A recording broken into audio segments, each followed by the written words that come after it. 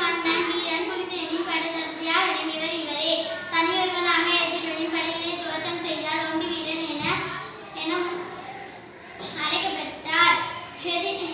Gorilla போர்களிலும் சிறந்தவர் இவரே. போர்க்காலம் புகுந்துவிட்டால் வெற்றி வகை சூடுவதிலேயே கண்ணும் கருத்துமாக இருப்பவர். ஈடு இணை எதுவுமே இல்லாத தளபதி ஒண்டி வீரன். ஆங்கிலேயர்களுக்கு எதிராக போரிட்டு படையை மதுரைக்கு திருப்பி வைத்தனர். ஆங்கிலேயர்களின் நவீன ஆயுதங்களை வைத்து அவர்களின் கதையை முழுவதாக முடிக்க சரியான ஆள் ஒண்டி வீரன் முடிவு செய்தார்.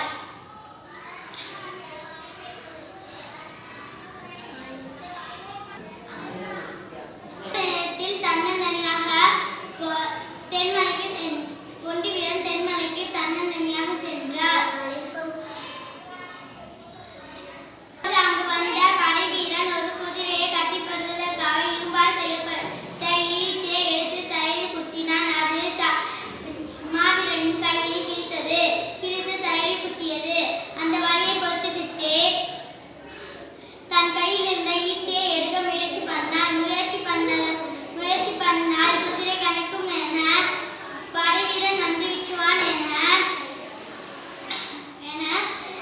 அந்த கையை வெட்டி கொண்டு எழுந்திருத்து நின்றார். எழுந்திருத்து நின்று அந்த பின்பு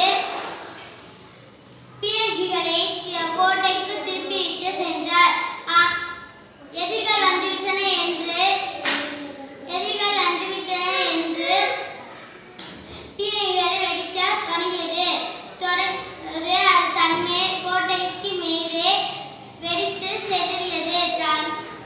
அதனால் ஆயிரக்கணக்கான ஆங்கிலேயர்கள் செத்து மடிந்தனர். அதிர்ச்சியின் உச்சத்திற்கு சென்றது.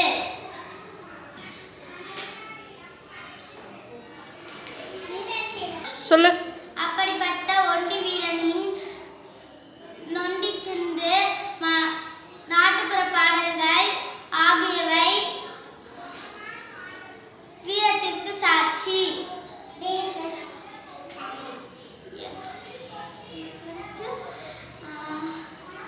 ஒண்டி வீரனின் நினைவு மண்டபம் கட்ட வேண்டும் என்று அரசாங்கத்திடம்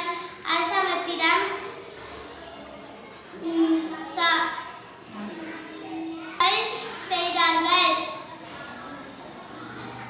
முயற்சியாக 2011ஆம் ஆண்டு வழுதி இளம் வழுதி என்று மூலம் 49 லட்சம் ஒதுக்கப்பட்டது. பாளையங்கோட்டையில்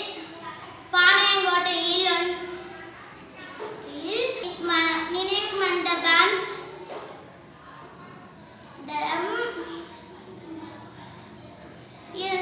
முதல்வரால் காணொளி காட்சி திட்டம் 2016ஆம் ஆண்டு திறக்கப்பட்டது. நன்றி, வணக்கம். சுதந்திர இயக்கத்துக்கு பேச